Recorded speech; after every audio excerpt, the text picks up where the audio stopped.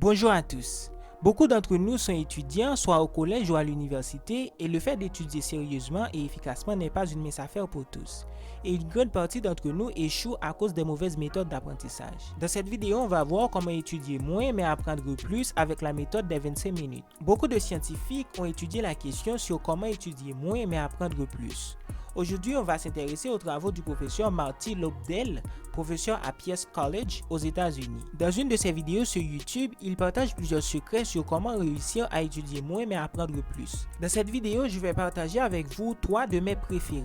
Donc, restez jusqu'à la fin pour ne rater aucune de ces méthodes. Numéro 1, ne passez pas trop de temps à étudier. Oui, je sais, beaucoup d'entre vous sont pressés d'arrêter la vidéo après ça. Mais attends, j'explique. Dans combien de temps pensez-vous pouvoir lire le contenu de vos livres ou de vos notes et être efficace dans ce que vous lisez? Peut-être 1 heure ou 2. C'est une réponse personnelle, mais au cas où vous ne sauriez pas combien cela représente pour vous, voici comment déterminer votre temps d'attention moyen. Vous devez noter le moment où vous commencez à étudier ou à lire un livre, puis notez le moment où vous commencez à vous déconcentrer. C'est le moment où vous remarquez que vous commencez à utiliser votre téléphone en pleine séance d'études. Et vous oubliez même le paragraphe que vous lisez, ce qui vous oblige à le relire. Vous devez vous rendre compte de combien de temps vous avez passé à étudier avant de vous déconcentrer. Selon l'Université du Michigan aux États-Unis, cela dure en moyenne 25 minutes. Un petit nombre de personnes peuvent aller au-delà de ce laps de temps. Pendant 20 à 30 minutes, vous apprenez efficacement, mais après cela, votre cerveau ne peut plus retenir ou même comprendre aucune information. Si vous ne faites pas de pause, ça devient encore plus dur car vous vous effondrez et vous devenez de moins en moins efficace. Vous pouvez rester là 3 heures de plus, mais combien de temps avez-vous réellement étudié? Environ 20 à 30 minutes. Vous vous fatiguez, vous perdez votre temps et c'est pas du tout amusant. Quelques heures plus tard, vous direz à quel point vous détestez ce que vous venez d'apprendre. Maintenant, imaginez que vous allez faire face à cela tous les jours pendant des semaines ou même des mois. C'est pas étonnant que certaines personnes n'aiment pas étudier. Et c'est pas étonnant de voir des élèves dire j'ai étudié tous les jours mais j'ai jamais eu de bonnes notes. Alors que lui, par exemple, étudie quelques minutes et fait la fête le reste de la journée mais a de meilleures notes que moi. Vous allez penser que c'est pas du tout juste. Alors quand vous étudiez et que vous voyez que vous commencez à perdre de concentration, vous devez arrêter et faire des pauses régulières et recommencer au maximum de votre efficacité. Il n'est pas nécessaire de faire de longues pauses, 5 minutes suffisent. Bien sûr, vous n'allez pas passer toute une journée à étudier, mais si vous faites des pauses régulières, vous pouvez étudier pendant des heures sans vous déconcentrer et de gaspiller votre énergie. À noter que pendant ces pauses, vous devez vous récompenser parce que vous venez d'étudier dur. Si vous étiez assise, levez-vous et bougez, prenez un peu d'air fraîche et après votre dernière session d'études, offrez-vous une grande récompense. Le docteur Lobdell disait qu'il étudiait de 15h à 21h et après il allait boire un coup avec ses amis et on peut dire que c'était sa grande récompense. Donc vous allez faire 25 minutes d'études et 5 minutes de pause et à la fin, offrez-vous une grande récompense. L'une des choses intéressantes, c'est que votre esprit apprendra ce schéma. Ainsi, lorsque vous commencerez à étudier, votre cerveau saura que c'est le temps d'étudier et il se préparera à être concentré pendant cette durée auquel vous l'avez habitué. Cela signifie qu'après un certain temps, vous serez en mesure d'allonger votre temps d'apprentissage effectif.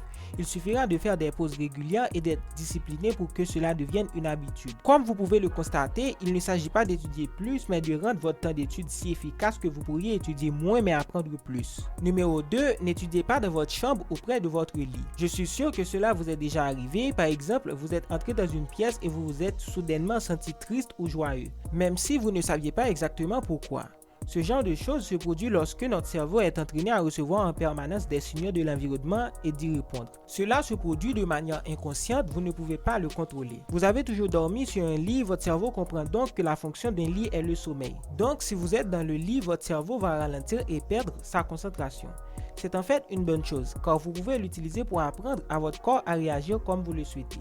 Par exemple, si vous évitez de faire quoi que ce soit d'autre que dormir dans votre lit, lorsque vous vous allongerez sur votre lit, vous vous endormirez plus facilement.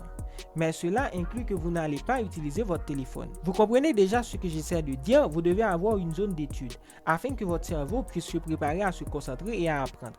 Trouvez-vous un bureau tranquille ou une pièce de la maison pour étudier et travailler. Si vous n'étudiez que dans cette pièce, votre cerveau recevra le signal et se concentrera plus facilement. Ok, maintenant supposons que vous n'avez pas d'autre choix que d'étudier dans votre chambre. J'ai une astuce à vous proposer. Pour l'appliquer, vous devez vous procurer une lampe d'étude et un bureau.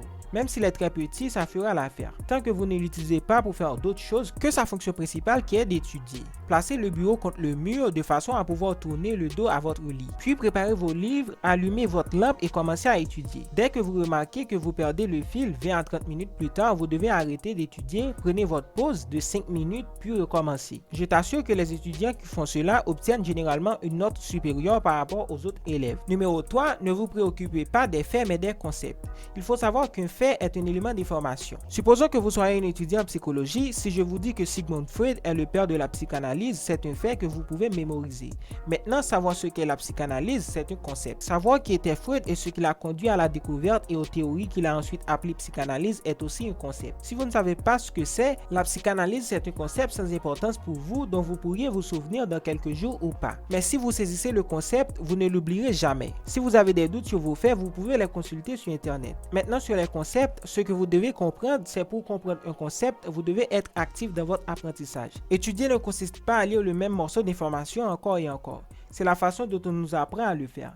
Cela peut fonctionner pour certaines personnes. Si cela fonctionne pour vous, tant mieux, continuez à le faire. Mais la vérité est que cela ne marche pas pour la plupart des gens. Maintenant, vous pensez peut-être que parfois que vous allez apprendre des choses qui n'ont pas de signification profonde et qui ne sont que des faits. Comme l'année où quelque chose s'est produit.